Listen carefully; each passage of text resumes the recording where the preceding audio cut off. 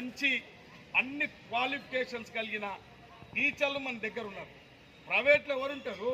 ప్రైవేట్లో 10వ తరగతి 11వ తరగతి చదువుకొని చాలా జీతాలు ఇచ్చి ప్రైవేట్ సంస్థలు నడుపుతాం.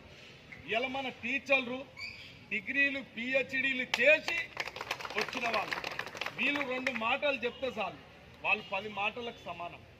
ప్రైవేట్ స్కూళ్ళల్లో 10 మాటలకు మన ప్రభుత్వ పాఠశాలల్లో చెప్పే ఉపాధ్యాయులు 2 మాటలు చాలు. అవి మన వంట పట్టించుకోవాలండి. ప్రతి విద్యార్థికి నేను విజ్ఞప్తి చేస్తా ఉన్నా, మీరు క్రమశిక్షణతోని మన ఉపాధ్యాయురాళ్ళతోని వాళ్ళతో చనువుగా ఉంటూ తెలియని విషయాలన్నీ ఎక్కడ భయపడద్దు. మనకు గురువులు వాళ్ళను ప్రాధేయపడాలి. టీచర్ నాకు ఈ సబ్జెక్ట్ అర్థం కాదు, నాకు చెప్పు టీచర్ అని వెంటబడాలి. వాళ్ళు ప్రేమతోని అయ్యో నా విద్యార్థి నా దగ్గరకు వచ్చి ఇంత ప్రాధేయపడుతున్నారని చెప్పి ఇంకా 10 నిమిషాలు ఎక్కువ తీసుకొని మీకు కావాల్సిన డౌట్లన్నీ కూడా వాళ్ళు నివృత్తి చేస్తారు. కాబట్టి మీరు గురుభావంతో టీచర్లతో కలిసిమెలిసి ఉండి మంచిగా చదువుకుంటే రేపు భవిష్యత్తుకు మీ యొక్క భావి తరాలకు చాలా బాగుంటుంది. ముందుగా మీ తల్లిదండ్రులు చాలా సంతోషపడతారు, తర్వాత సమాజం సంతోషపడుతుంది.